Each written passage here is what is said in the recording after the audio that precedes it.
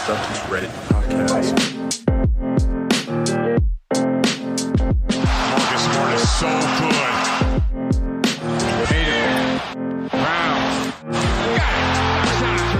Hello and welcome to the Celtics Reddit podcast. Ben Vallis here. Thank you for joining us. Hope you're doing well. The Boston trade exceptions, the Boston Celtics, in the last 36 hours have drafted players, traded players, acquired players, really traversed the full spectrum of roster movement. Now, Jason and Mike actually recorded a post-draft pod late last night, and then, of course, right as I'm editing it this morning, the Celtics go and make some trades. So that post-draft segment will be the second half of this podcast. Joining us for this portion of the pod, from up there in beautiful Newcastle, Australia, Jackson, aka Rickman lives. Jackson, how's it going? Very good, very good. But real quick shout out to the Boomers who just boomed Germany. Yeah, just gotta get that in real quick. They boomed go for goal, baby. You can do it. Patty Mills all the way. And of course, on the other side of the planet, there in the US, very early in the morning, there, Jason, aka Celtics J. Welcome back, sir. How you doing? Good morning, gentlemen. Happy to be here. Glad to have you. Thank you Likewise. for getting up out of bed so early in the morning. Let's get to these trades in chronological order. Earlier today, Woj reported the Celtics have traded Tristan Thompson to the Atlanta Hawks for Chris Dunn and a 2023 second-round pick. That's right, Chris Dunn, who many people were disappointed we didn't draft ahead of Jaylen Brown back in 2016, is now on the team along with Jaylen Brown. It's funny how things work out. Also, Tristan Thompson being rerouted to Sacramento in exchange for DeLon Wright.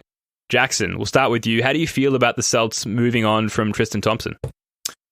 Doesn't really move me at all, to be perfectly honest. I remember maybe like 4 good Tristan Thompson games. Like, I'm sure he had more than that, but like just don't really remember that many of them at all. I don't mind it at all. Like, it's obviously done for cap reasons and salary reasons, and there's a long-term plan in mind. But as far as acquiring like guard depth, in Chris Dunn, even though he played I don't think he played much at all last year. I didn't even know he was on the Hawks still, to be perfectly 4 games. honest. Yeah, I thought he was on the Bulls still. It was probably like 3 teams ago. But doesn't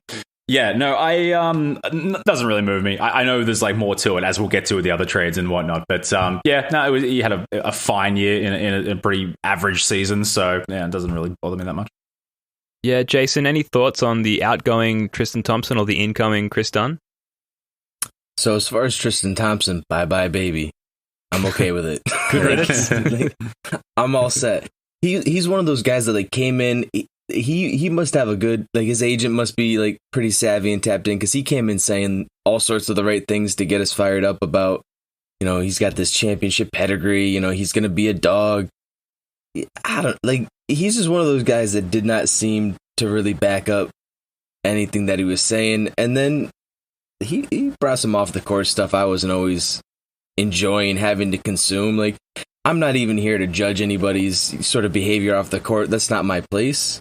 But we always kept having to hear about it for better or for worse. And that's not necessarily his fault, but I'm still not sad to not have to deal with it anymore. As a fan, right?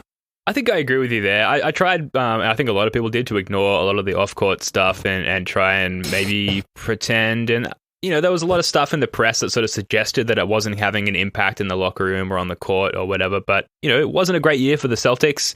So you try and pinpoint areas of negativity and remove it. Maybe it's a good thing. I don't know. I try not to be too judgmental of how anyone conducts themselves in their personal life. But it did seem like he was, I don't want to say a bad influence on some of our younger guys, but his performance on the court was certainly not outweighing his performance off the court. So, good riddance. Happy to see him go. As soon as you have a Kardashian attached to your profile, there's going to be drama somewhere. Yeah, and you're right. We just don't need it. We just don't need it. And if he was doing what Giannis would do, I can give a shit. It could be Kanye West levels of fucking pain in the ass absurdity, and I'd be like, whatever. Deal with it, but no, not the kind of player that he is. And he would talk about himself like that was his life, right? He would talk about himself like he was part of a big 3 in Cleveland. And it's hold on. Yeah, it's like how Kwame Brown and Kobe Bryant combined for 82 points or whatever it is against the Raptors. I think a lot of Celtics fans, including myself, would have preferred DeLon Wright. So, I guess he has a broader skill set than Chris Dunn. But Danger Card, Ryan Bernardoni, friend of the show, kind of, hasn't been on in a while, on Twitter, had a good point on this. He said, if the Celtics took Wright instead of Dunn, they wouldn't clear budget space, get the TPE, or the second round pick. Is that worth getting done instead of Wright? Kind of depends on how they use that budget space. So, yeah, I mean, this was reported by Brian Robb of MassLive.com. But, it's likely this is the first of a series of moves. But the Celtics were able to acquire Chris Dunn using Enes Kanter's $5 million trade exception, which was set to expire this weekend. And that also allows them to create a new $9.2 million trade exception in sending out Tristan Thompson. So the trade exceptions, at this point, it's like, this is part of the family, right? It's like, at some point, you just need a jersey with like 9.2 on it that says trade exception on the back. It's like, if we get 18, do we retire jersey TPE? I think that would be well, clutch. we've got Losky up in the banners. We put trade exception up there as well. Yeah. Second non-numeric retirement. Yeah. I could see this being one of those situations where they end up changing rules just because they're watching the way that this dynamic is getting exploited at this point. We're not even we're now navigating or negotiating around the cap in so many different ways with all these traded player exceptions, and it's just becoming a new currency in the NBA. Yeah, absolutely. It does give us some sort of added flexibility as we sort of navigate the offseason, which we'll get into a little bit more in a few minutes. But just to focus on Chris Dunn for a second, do you anticipate, Jason, Chris Dunn being moved in the immediate future? Do you think he's going to stick around for a little while? And if so, like, what do you suspect his role on the team will be? So I was also, I'm big on DeLon Wright, but I also see DeLon Wright as a guy that's looking for damn near starter minutes. I think he's primed for that. So I think Chris Dunn is more sort of equipped to play that backup role. I think he's kind of a mini Smart, or like, a poor man Smart in a way. Smart's at this point, and this is a weird thing to say out loud, is a far better shooter than this other player in the NBA. Mm-hmm. But Dunn is an elite defensive player. He can play make. He's a guy that's going to be able to not give up that position when he's on the court, especially on defense, especially in playoff situations. At least that's the idea that we'd be hoping for. Like, that's the best case scenario. Whether he gets moved or not, it's tough to say. Right now, we're kind of getting the first broad strokes from Brad Stevens, especially with regards to navigating the salary cap and putting a roster together for the beginning of the season. But the way that he was able to make moves decisive and quick and negotiate, we were all getting floored yesterday with the way things were coming out. I mean, I forget who it was on the subreddit. I'll look for it in a second, but they were just like, Brad is about violence right now. Yeah, I saw that comment. It kind of is the embodiment of that, like, I am the captain now gif. Like, he's just stepped in, he's just shooting from the hip, he's just like all action all the time. And after, watching Danny Ainge stand pat, time and time again, it's kind of refreshing to see all of these moves, and suddenly, like, our defense is being fortified. We're getting off bad money. We're adding flexibility to, how we can navigate the rest of the offseason. And it's like, I'm completely behind Brad Stevens at this point, even though the sample size is still extremely small and really, logically impossible to evaluate how it's going to be long-term based on what we've seen so far. My fandom has gotten the better of me, and I'm 100% behind Brad Stevens. Jackson, is there anything about the acquisition of Chris Dunn that stands out to you? Are you excited by the idea of keeping him around, or are you indifferent and okay with him potentially being moved in a soon-to-be additional trade or deal? Ultimately indifferent, for sure. But I do remember when Ime Udoka was, starting to like get confirmed to be the coach, and we started hearing about him and like what he's about and he's a person. A lot of the vibe was like he was really big on defense, like the defense is what he was after. So I think Brad going into, the front office role, if they're on the same wavelength of like, we need defense, then like not only just Chris Dunn, but like the other trade that we saw today too, I think looks to solidify that. So it wouldn't surprise me at all if it's part of a total defensive makeover, and that's just going to be our calling card again, even if it does mean sacrificing like offense. But to change ever so slightly, is Jabari Parker still on the team? He is, but his next year is non-guaranteed. Okay, so it's up to Brad Stevens and co as to whether or not he returns. Fair enough, because I like the idea of Jabari Parker and Tristan as like a co-reclamation project as well. Have them in there and have them contribute like off the bench and like in an ultimately successful season in whatever context that is. That would be lovely. But the ultimate timeline. Yeah, for sure. But no, I don't feel like this is the final roster at all. So if that involves Tristan moving on, then yeah, it's likely. But I can see why it would be done otherwise. Yeah, absolutely. Well, look, I tried to for all the players acquired today, and we will get to Bruno Fernando, who was obviously acquired as part of this trade as well, but, hardly mentionable. Jason loves that one. Him only just being mentioned right now. What I've tried to do is assemble a few like dot points that you might see on like the back of a basketball trading card in this. Like if you handed a card to a Celtics fan of like, here's the sort of the crib notes on this player. These are the points that you would hope to see on that card. So very quickly on Chris Dunn, 6'3" point guard, 26 years old. I've heard him described as the Nintendo GameCube graphics version of Marcus Smart. Played only 4 games, like we said, last year before season-ending ankle surgery. Definitely more known for his defense above anything else. Only averaged 11 minutes per game in his 4 games last year, so difficult to sort of draw an assessment based on that small sample size. The prior season with the Chicago Bulls, 25 minutes per game, 2 steals per game. Did not shoot well from 3, but shot 53% overall from 2-point range on 4.5 attempts per game. Not bad. Probably going to be our third string point guard behind Smart and Pritchard if he does stick around, but may get some extra minutes in the playoffs thanks to his defense. And of course, Keith Smith was the original source. He tweeted out shortly after the trade something like, "Don't be surprised if Chris Dunn does get moved again shortly in an upcoming trade." And very quickly, Bruno Fernando, the dot points list on this guy, noticeably shorter. 6'9" center from Angola, drafted 34th overall in 2019, is about to turn 23. Likely an absolute end of the bench guy, if not like a cut and move on guy. Averaged 10 minutes per game in his 2 seasons, 3 points per game, 3 rebounds. Like, not a lot to sort of go by there in terms of stats. Dare I ask, any thoughts on Bruno Fernando? Like, Jason, you see him, your face has become animated as we mentioned his name here. You got any hot takes on Bruno Fernando? I remember looking at the video and getting excited about him as a prospect when he was in the draft a couple years ago. And especially at a time when it was before we had any of the potential of Rob really breaking through.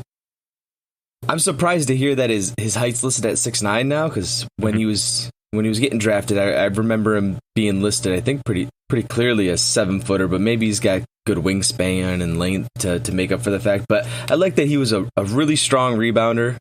It's something that he was really effective at in college. A good defender. It looked like he had more of a traditional post game then. Wasn't really a guy that would stretch the floor necessarily.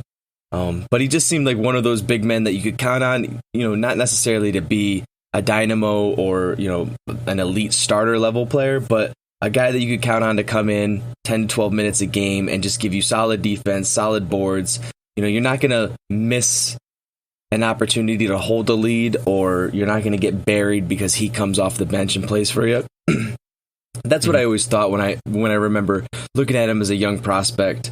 With that athleticism, that strength, he's got a great build, so it'll be interesting. It's too bad that, it's probably too late in his career for him to join that summer league team to get a peek at him, because I don't think he's had a whole lot of opportunities. They've got a lot of big men down there that he was behind. So, I don't know that we've got that many super established. Like, we got Rob, who I think, at least as far as I can tell, is going to be our starting center. Al is the key backup, probably gonna, as long as he's healthy, gonna share the lion's share of those minutes. But as far as Moses Brown, like, I don't have any reason to feel super great about Moses Brown. I feel way better about Bruno. So let's see how that goes. I'm gonna be excited to see how it plays out.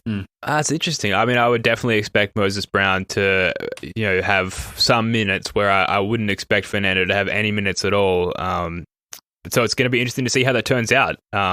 I think that, for me, Fernando, it's like, it's good to have a 15th man who is like totally cool with being the 15th man. Like, if there's one thing to sort of like, for me, a positive takeaway is like, that guy's probably fine just like never playing. I don't know, Jackson, if you've got any additional, I've already was like talked about Fernando way too long. So he's the new Vincent Poirier, is that what you're saying?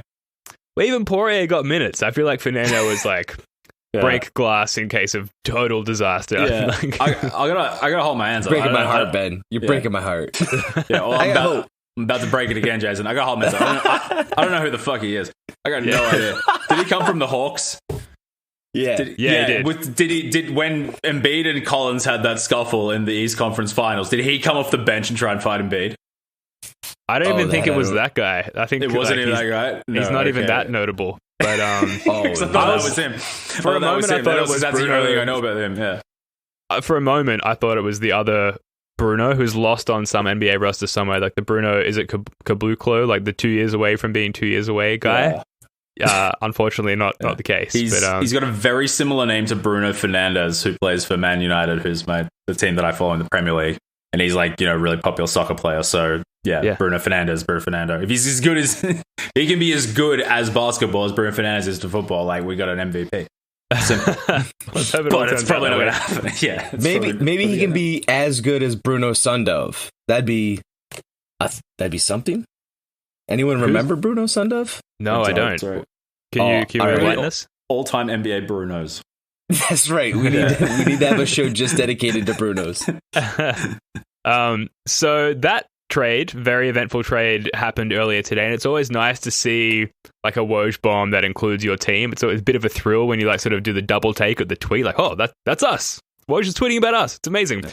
So after that trade, did some note-taking, some preparation, headed up to my attic here to record a podcast, and just as I was hitting record, a Sham Charania reported via Twitter the Dallas Mavericks are finalizing trading guard/forward Josh Richardson to the Boston Celtics. Richardson is exercising his $11.6 million player option for the 2021-22 season for the deal, and Richardson was absorbed into the remaining Gordon Hayward exception. And the way that was able to happen is basically that they're going to make the trade happen before Monday, which is like the New Year's Day of the next NBA season.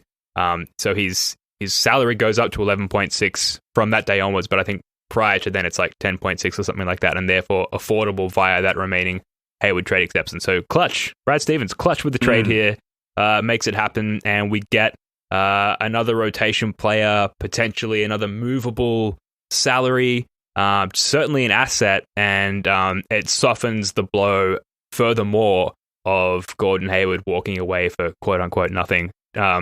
Jay, where are you at with Josh Richardson? Is this a good move by the Celtics? I like it. The thing that came out too was Josh Richardson was on that Sixers squad with Ime Udoka, so it's a player that would seem to likely be one of his guys, right? Like this would seem like a trade that was probably fueled by enthusiasm, I would at least imagine, from Ime Udoka. It'd be hard to imagine Brad pulling this trade off without having gone to Ime and been like, hey, you had this guy. Is this going to be someone that you can include in this lineup and be successful with? It would appear that that's something that he would have signed off on. And if that's the case, then I'm looking forward to it. I know he had an off year. A lot of those Dallas fans are down on him, but I remember all the games where he was torching us. The guy's got clear talent, and so if Udoka's able to tap back into that and bring that player back out that we had seen when he was in Miami, I think that would be an exciting addition, especially to add a really talented player to that bench and really solidify some of that wing depth. Yeah, I agree 100% with what Jason said. I think it's overall for me, I think it's just an astute salary. It's an astute move with a salary like cap in mind is what I'm trying to say. Sorry. In the fact that like you said, if they do it now, they save that money, which ultimately rolls into the TPE, which can et cetera, et cetera. That's a good move, and it just happened to line up with a guy like Jason said that Ime Udoka knows, plays with, looked fantastic in Miami, had a few good games with Philadelphia. Probably has something to prove coming off a crappy season with Dallas or whatever. So yeah, again, it's like done. It could work either way. Whether it's a move on for something else, to move for something else, whatever, fine. If it ends up being a part of this, new look team, then sweet as well. Like, I think it's a win-win. And it's a hell of a swing considering, not having the types of cap resources that you would typically need to get a player in that tier. And so I'm wondering too, like, is this just also an expression of Zarin clearly has a place in this front office and likely is not going anywhere, which I would be very okay with. Oh yeah, because the way that Brad is right off the bat navigating cap moves like this to work on making this team more competitive despite the limitations that we have, it's exciting. Like, what right do we have to be this excited about moves right now with how little money we have to play with? Yeah, well, I mean, they continue to add flexibility. Zarin and Brad Stevens continue to add flexibility where we had none. And so that's kind of where we're at, where like flexibility is the most exciting acquisition, like acquiring additional flexibility for future moves. Some comments here from Reddit users. So they call me YDG wrote, dominoes are falling to what? I don't know, but something is happening, referring to, the momentum coming off these two moves. Electric got switched wrote, hopefully he, referring to Josh Richardson, can revive his career. He couldn't get on the court in the playoffs, I guess with the Mavs there. This and every other Mavs fan are happy to move on. And then reply to that comment, user Talk wrote, this comment gives me Jeff Teague PTSD. If Josh Richardson was to stick around and say, hypothetically, for the sake of this question, the Celtics do pay the tax and they do re-sign Fournier, what's the role of Josh Richardson there? Is he the member of a deep bench for a high tax-paying team, or what kind of role, Jackson, do you envision Josh Richardson playing on this Celtics team? I don't think the Fournier signing happens, to be perfectly honest, unless Josh Richardson goes. Yeah, I mean, I guess the depth wouldn't hurt, particularly if like Udoka's high on him and he has something to prove and he can contribute. Like, if he contributes and he's a good player, no one gives a shit. It's fine. But like, if he doesn't, then it's really it's sketchy. So I don't see it being either way. Either we're keeping Fournier or Fournier's off and he's a part of or another asset. So it sounds like a lot of these moves are creating that cap flexibility for 2022. So it'll be interesting to hear more whispers about what types of targets they're looking at for, maybe pursuing in that free agency class. I don't necessarily see those two guys on the same bench unit either. I know a lot of people have been talking about Fournier as a starter, but I never saw that from the jump. It just doesn't make sense to me, especially if you're going to move Marcus Smart to the point guard position to start.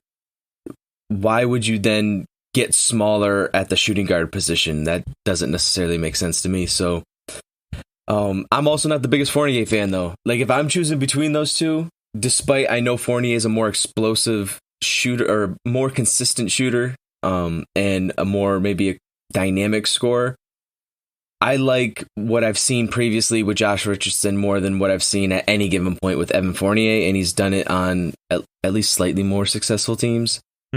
Fournier does seem to be balling out right now for France, though, and so he could come back this year and have a dynamite year, whether it's with us or with someone else, and I could end up eating a whole lot of my shoe. Yeah, interesting. I mean, Josh Richardson certainly, I feel like against the Celtics for various teams in the past few years has shown out. But just thinking about the Jays and what we need to sort of help them succeed, a shooter, a kick-out option like Evan Fournier as opposed to Josh Richardson, to me, makes more sense. And for that reason, I kind of hope like that ownership will overpay Fournier to a certain extent. I mean, there's definitely a limit. Like anything over like 18 million, I think is like you just got to kind of walk away from it. But Fournier is a much more, to me, valuable piece around Tatum and Brown than Richardson, especially when you factor in that Tatum and Brown are great defenders in their own right. We've got Marcus Smart, potentially Chris Dunn, Romeo Langford, Neesmith sort of showed out as a competent defender later in that rookie season of his. Like that, there's good perimeter defense, and so at a certain point you got to be like, well, we need a guy who can shoot. And for me, Fournier just seems like the priority there compared to Josh Richardson. But I think it's a divisive issue, and I think a lot of people feel differently about it. Jackson, What are your thoughts? I completely agree with you, unless Patty Mills is available. Yeah. Then you get fucking Patty Mills. Yeah. You get rid of everyone else. You got Patty Mills. So that would be my priority, obviously. But yeah, no, I 100% agree with that.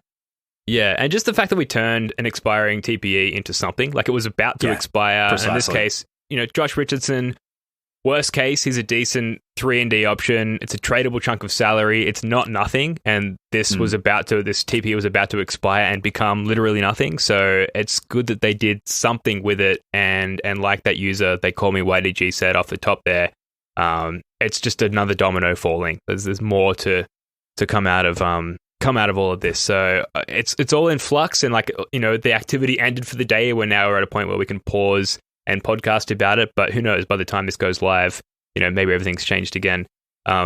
Quick profile though on Josh Richardson, in case he does stick around. Again, back of the trading card scenario here.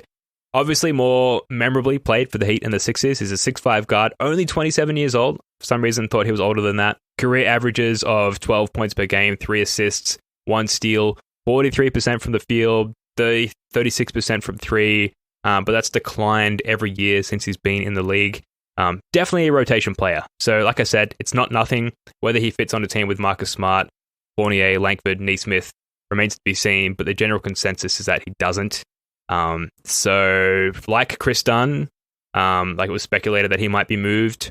There's a potential for that to happen with Josh Richardson as well. So those are the trades, and that's a little profile on the 3 new Celtics. And, before we get to Jay and Mike's post-draft pod in a second, just some missed points very quickly. So, longtime Celtics assistant coach Jay Larranaga is heading to the Clippers, following the same path as Doc Rivers, I suppose. I don't know. Obviously, Doc Rivers is not there anymore, but yeah, for a while it's appeared that Jay was not going to be a part of Ime Udoka's coaching staff.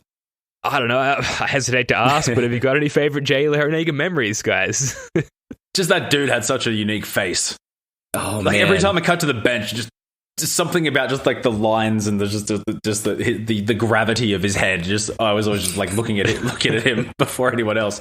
Yeah, that's what I've got about Jay Larranaga. I didn't know that. You just broke that to me. Fair enough. Reaction here from Jackson. Yeah, no, fair enough, man. But yeah, I guess Ime Udoka, you got to get your own guys in, right? And like as good as Larranaga was to look at, he's probably got to get one of his guys in. Yeah.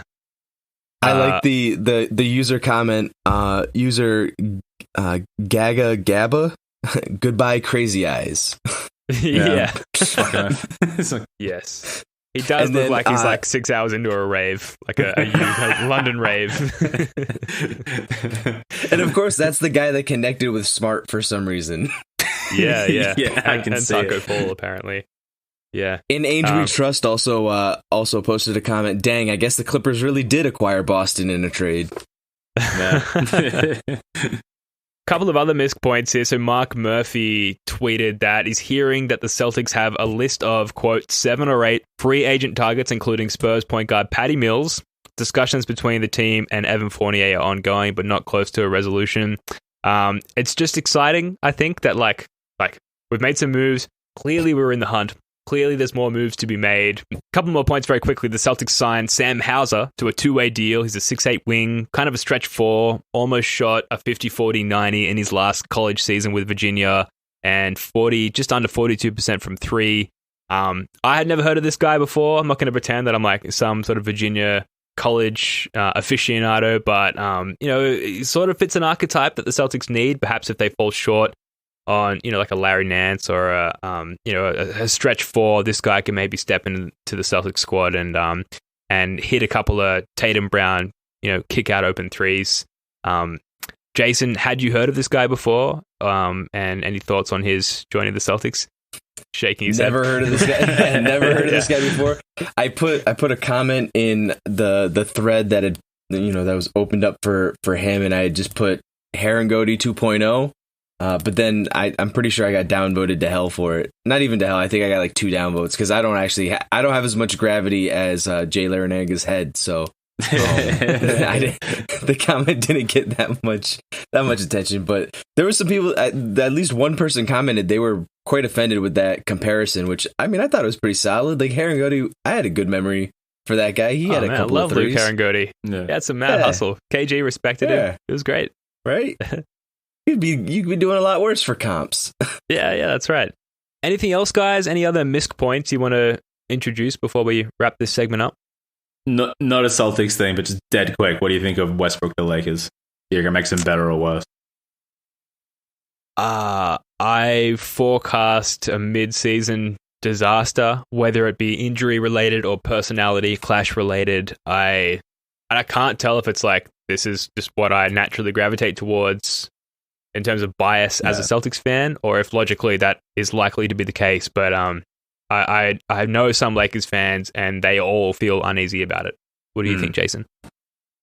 So I know that this is something that Mike and I definitely, it happened, that trade went down like right during the draft time. So I know that we talked a little about it in the next segment that we're going to be putting up. And so I'll save my thoughts to get shared there, because I had some fun reacting to that one. So I look forward to listening to it. Nice. Likewise. Yeah. To me, it reeks of like last roll of the dice. Hey, like this is LeBron's fucking last chance saloon. This is the guy we got. You know, probably wanted Chris Paul. Didn't happen. I was like, all right, shit. Yeah. We need a third amigo to just make a push. And if it doesn't go this year, then I think it's done. I think that's the end of LeBron. The death rattles of LeBron James's career. I think so. Yeah. I think he's got to focus on his Hollywood career now. After the masterpiece that was Space Jam 2, by the way. Have you guys seen that? Yeah. Yes. Depending on how the season goes, we may have a whole podcast just on Space Jam 2 if things do quieten down and allow us some time to do that. In the meantime, for the Celtics, look, we've got the $9 million trade exception created by the Thompson trade. We have a $5 million trade exception from the Tice trade. We still have a $6.9 million trade exception from the Kemba Walker trade. Trade exceptions all round, plenty of flexibility, like we hinted at the top there. There are sign and trade possibilities with Fournier as well if we decide we can't afford him. And the Dunn and Richardson contracts are highly tradable as well. So stay tuned. There's surely going to be plenty of action between now and the beginning of the season. Jackson, Jay, thanks again, guys. Love your work. In the meantime, let's head over to Jason and Mike's post-draft show. How's it going, Jay? It's an interesting draft night. I'm glad we're here to break it down a little bit. We had a lot of highlights, mostly perk related, if I'm being honest. Listen, Ben wanted fireworks. We got fireworks galore. Nothing to do with the Celtics, but we got fireworks. We got the news and takes with no commercial breaks. So, with no more delay, all right, let's get into this a little bit. First and foremost, Spoons, I need your feedback. What do you think about this ESPN presentation? Draft night in relationship to previous drafts? Like, how does it seem to be going right now? So there's a fine line between terrible and so bad it's good. Ooh. And ESPN flirted very close to that line all night. And I think at times it was so bad it was actually good. I mean, Perk was out here talking about his marriage with Woj. No idea what he means. No idea what he talks about. He was giving them those eyes. He really was. Yeah, Perk wanted a piece. He likes. Gotta drop one of those Woj bombs from me, man. Yeah, he's got a daddy complex or something. No. But he made an earlier comment. He called the Sacramento Kings the can't get right Kings. The Sacramento can't get right Kings. I mean, Perk has a way with words at times. It's not always pretty, but I mean, he nailed it there. I mean, the Kings are just constantly getting in their own way. Perk has been a highlight. His battling with Richard Jefferson tonight. Are we keeping score right now on those two going back and forth? So Perk had the stroke on live TV and couldn't get Moses Moody name out. It sounded like he was just a broken record for a second. They had to hit the reset button on Perk, right? Like, they had to reboot, dude. Like, they shut him down, reboot him, give him another go. And Richard dug into him. I thought my YouTube stream was like skipping or something. But I think it's RJ, 100-1 maybe. I mean, he really roasted Perk there. And Billis had to like come in and step in for Perk. Like, come on, man. You gotta have some pride here, Perk. Rachel Nichols is dying on TV right now. She's like, I lost the finals for this. I know. Now, she's like, now I'm standing between Perk and RJ just trying to keep this thing somewhat respectable as far as like sports reporting goes. And it's just not happening. Like, No, they're not having it. absolutely not. I mean, I can't even remember a take they had. It was just pure chaos the entire night. So Jay Bayless for the whole night just looked like for the first 15 minutes, dude was in his game. Like, that dude is consistency to the core. He's been doing this for a minute, and he's watched dudes rotate in and out of that lineup, presenting the draft, and he's always just been on point. And tonight, you could see it on his face. Like, he's like, I'm over this. Like, I'm By done. the time, Perk, say whatever you want. By the time Jalen Suggs got picked, Billis was like, and I'm checking out of here. I'll drop done. some fake laugh, maybe say wingspan a few times. That's right. right. I'm just trying to get through this night. Let me just get through I'm going to be shocked if that dude's back next year. Unless they retool that and put some people next to him that can actually hold down the broadcast. Like, I'd be shocked if that dude comes back. I would be livid right now. He's gonna have a one-man protest outside of where they had the draft next year. I'm not doing this again. All right, so we rip a little bit on ESPN, but nonetheless, we're still watching the damn thing, right? So they're getting their ad revenue through us. Every minute. The joke's really on us, and we're humble enough to recognize that. But we're taking one for the Celtics community in this case. Especially me, I'm not even streaming. I'm watching this stuff straight off, the hotel cable. So I'm contributing to all that ad revenue directly. But let's take a second and break into some of these fireworks. On behalf of Ben, right? We're not joined today by Ben as we normally would be. We're doing a late night podcast. I'm over here in where the hell am I now? I'm in Evanston, Illinois. All right, I'm having trouble keeping track where I am lately. Last week was over in San Antonio. So I think right now you're an hour ahead of me. I am indeed. Yep. So thank you much for hanging out late with us. But on behalf of Ben and in the spirit of honoring his desire to have some fireworks, let's talk about some of the things that went down that caught our eye and our attention. I mean, we've got a new big three that just developed in the other LA team? Yeah, I think it depends on your definition of big. Because Westbrook, I think, is a divisive player. I think in the right context, he's a wonderful player and he can be unstoppable at times. I do not think this is going to be the right context for him. I mean, you need to give the ball to Westbrook, spread the floor, and let him kill people. That's not going to happen with LeBron. I mean, that's what LeBron does, and he's better at it than Westbrook. So what are you going to have? Westbrook space out to the corner? I mean, he's useless doing that. He could kill bench units for 10 minutes a game, but I actually think this lowers their ceiling in the playoffs. I think they'll win a lot more regular season games, but I think they're easier to match up with when, it's crunch time, game 7 in the second or third round of the playoffs. All right, so I'm going to come at you with the counterpoint, and for one reason and one reason only, and it's that if nothing else, I would like nothing more than for the Lakers to make it back to the finals so that our overachieving Celtics can smash that ass. All right. I love that reality. So here's the alternative take on this particular trade. LeBron, 36 years old, and is at a point where he legitimately needs to load manage, most especially because of the nature of his game, right? That's a physical cat. Even at his age now, he hasn't really slowed down. This dude still runs and guns with the best of them, the youngest of them in the league. But that body's breaking down a little bit, right? So you bring in a guy like Westbrook to balance with AD. All three of these guys are probably throughout the regular season going to have to load manage a little bit, similar to what we've seen over in Brooklyn. Now, ultimately, right, it's going to come down to playoff health. As with Brooklyn, that did not work out. And so that was disappointing for Brooklyn and reassuring for a lot of fans across the league that were frustrated about how that team got put together. But so I'm looking at this from the perspective of, if this works, that is great news, because all that means is it's an opportunity for Jason Tatum, Jaylen Brown, and Marcus Smart to stomp that LA ass. Homegrown star talent tearing it up. I'm about that life. I love the picture you just painted, man. I absolutely love it. Like I said, I think it definitely can work. I'm just not it's far from a guarantee, in my opinion. Like, I could see LeBron getting really frustrated, dropping some goofy ass Instagram posts about fitting out and fitting in. And, Russ won't put up with that. He's not Kevin Love. Like, they might fight on the court. I don't know. There's 100-to-1 odds that they drop, they throw hands on the court. The word's already coming out that the organization itself was divided on the move to begin with, right? So it was Perfect. like they were torn between Russell Westbrook and Buddy Hield, right? And so one can only hope that it was LeBron that wanted Buddy Hield.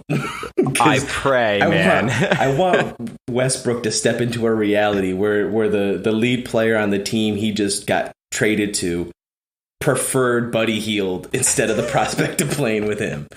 And Russ would take that personally. Yeah. Well, at this point, how would he not, right? Right. Everywhere Westbrook goes, star players want him gone. Like, they don't even want to leave him. They want him gone. Yeah. Like, they'll stay where they're at as long as he's gone. They'll try it with someone different. Listen, ultimately, Bradley Beal chose Kyle Kuzma. And KCP.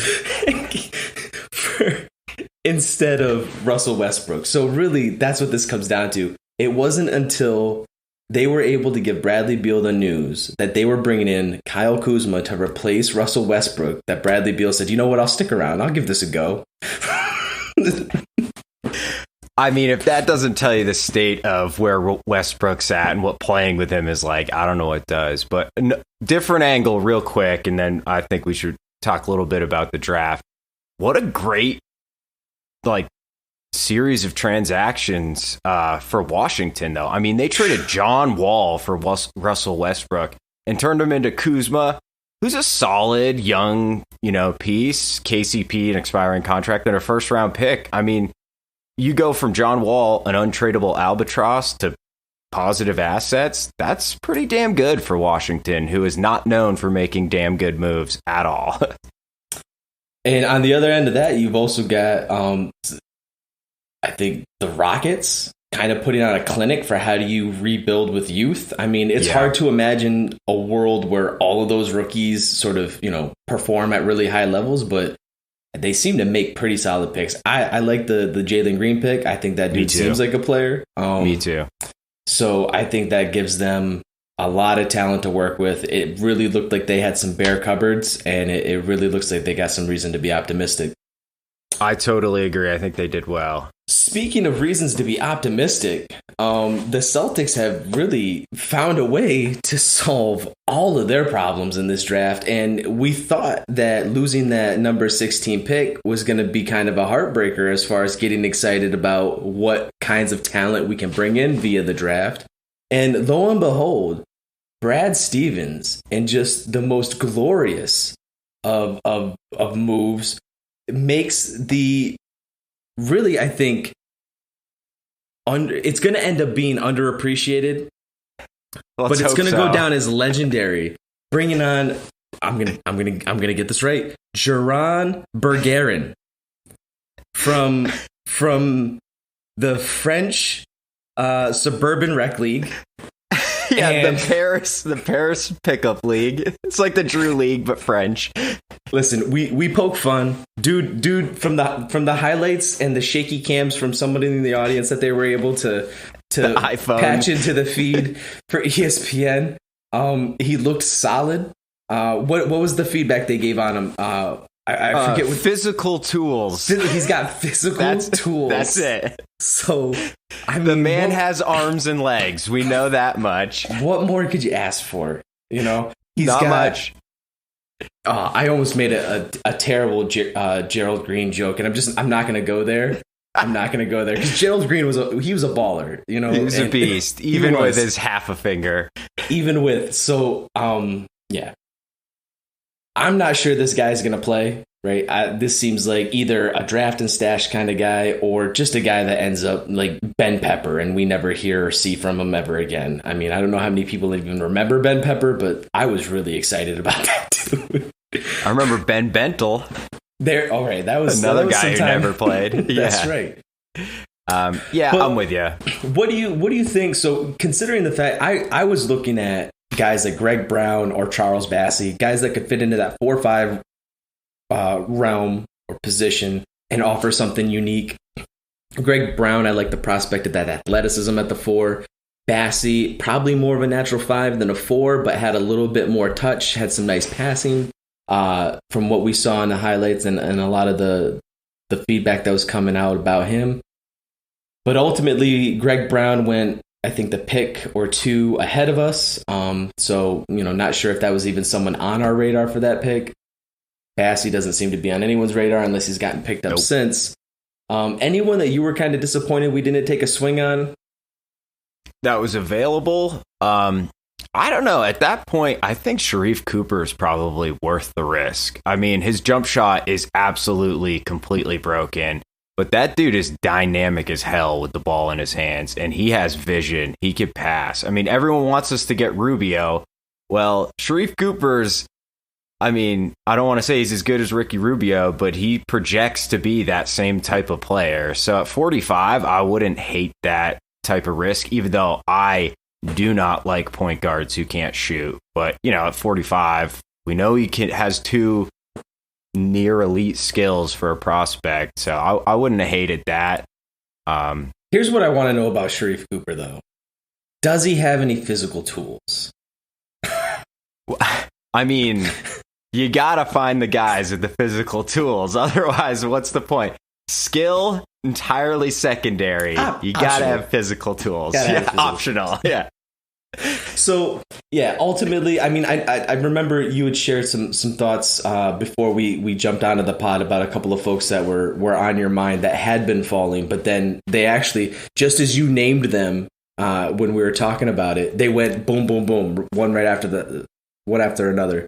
Who are those folks that you were identifying then? Not only did they go one after another, they went in the exact order that I named them. Although I can't remember one of them, but there's McBride, Deuce McBride. Yep. DeSumo was the last one, and now I'm blanking on who the other one is. Oh no. Oh, JT Thor. Oh yeah. Well, yeah. So you gotta like him for the name, if nothing else. Exactly. Listen, and he's got great physical tools.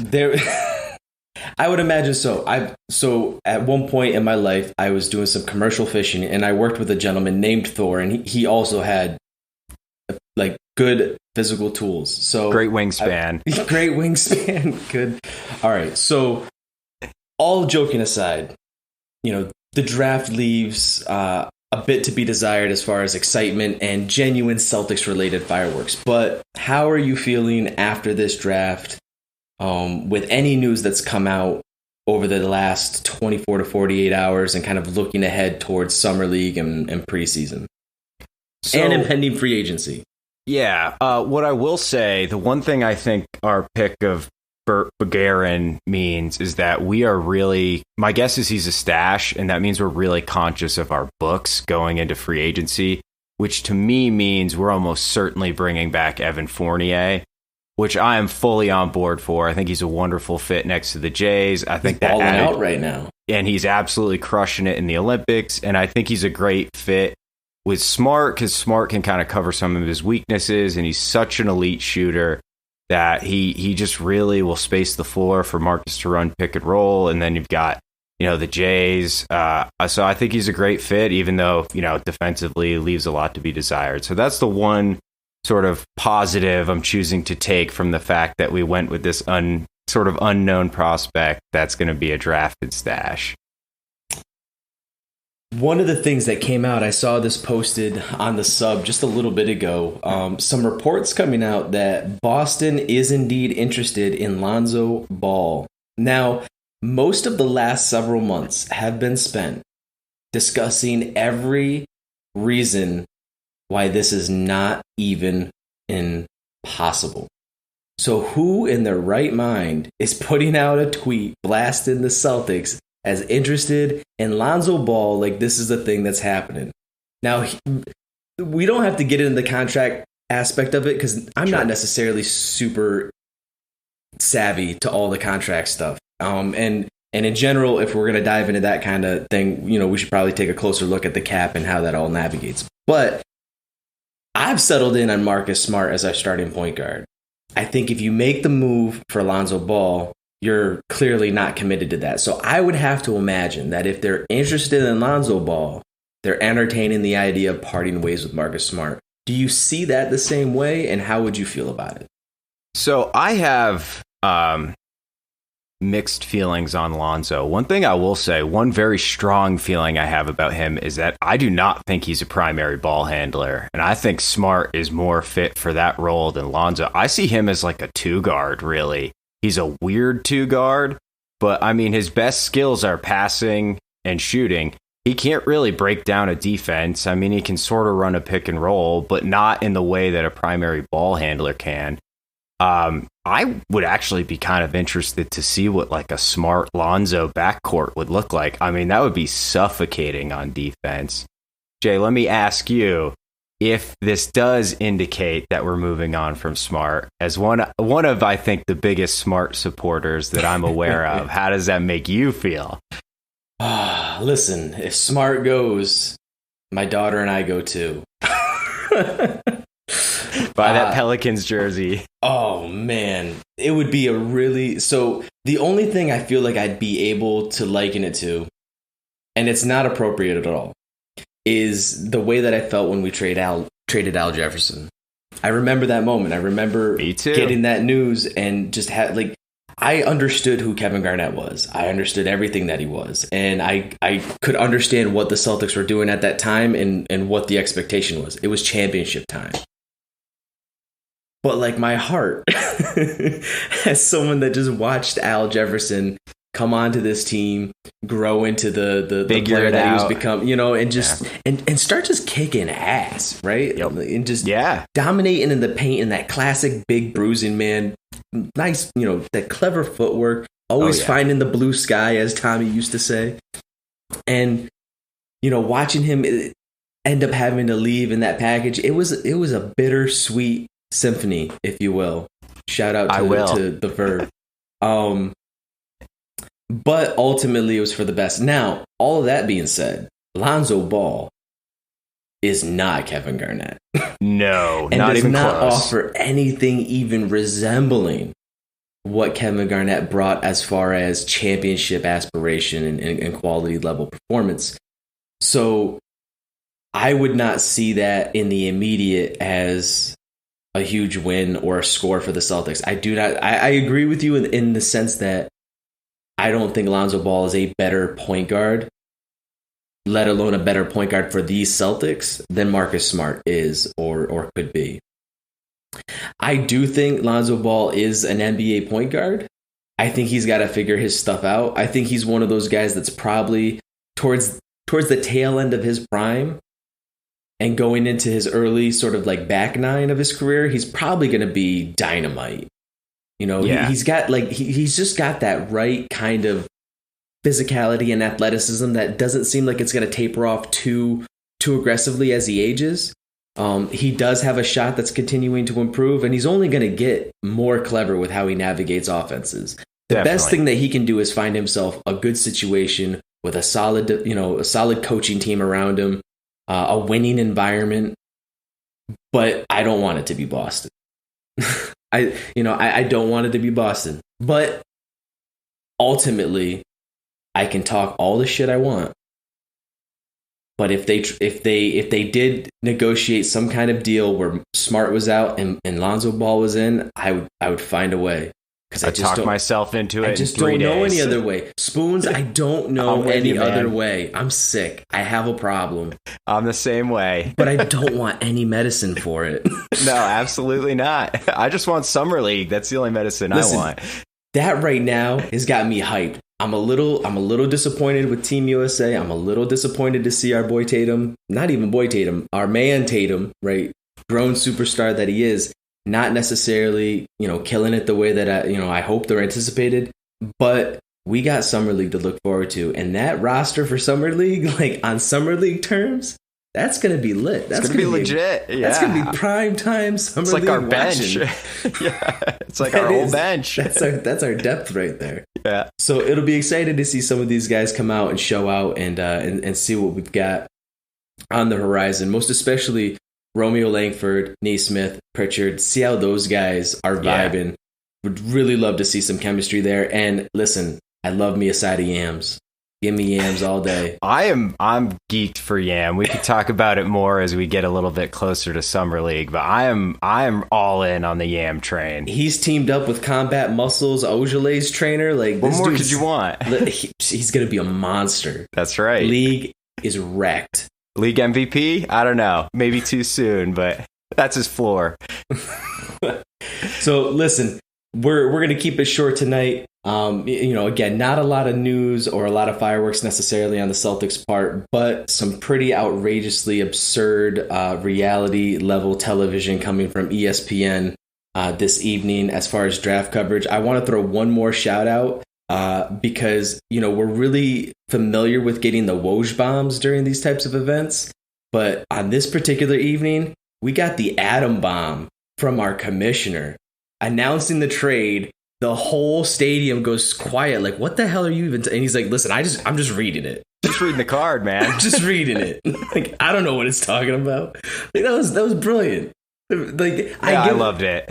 That dude has got at least a little bit of really good comedic timing. And every time I start to not have a whole lot of like positive vibes about him as a commissioner, he'll do something, whether it's like, socially related or then, just having good comedic timing where I'm like, all right, like you're not the old guard. Like you're right. You're not you stern. got me. Yeah, you got me. Yeah. So I thought he stole the show, most especially with that line. It reminded me of being in a high school production, forgetting my line on stage after I fell off a wooden horse in a production of Alice in Wonderland and looked at the audience and just shrugged to say, ouch, as a question. And then as the whole crowd starts laughing, they shouted my line out to me and we finished the show. The show must go on, as they say, Jay. So I'm just bringing all this up to point out that me and Adam Silver have a lot in common, and I think clearly he and I should sit down and have some coffee and talk about it. All right, I'm sure you'd enjoy that. All right, Wayne Spooney, thank you so much for joining me tonight. Loving your work, loving you being on the pod. Hoping to have you back real soon, and look forward to talking more, especially with regards to Summer League coming up. So stay at the ready, my friend.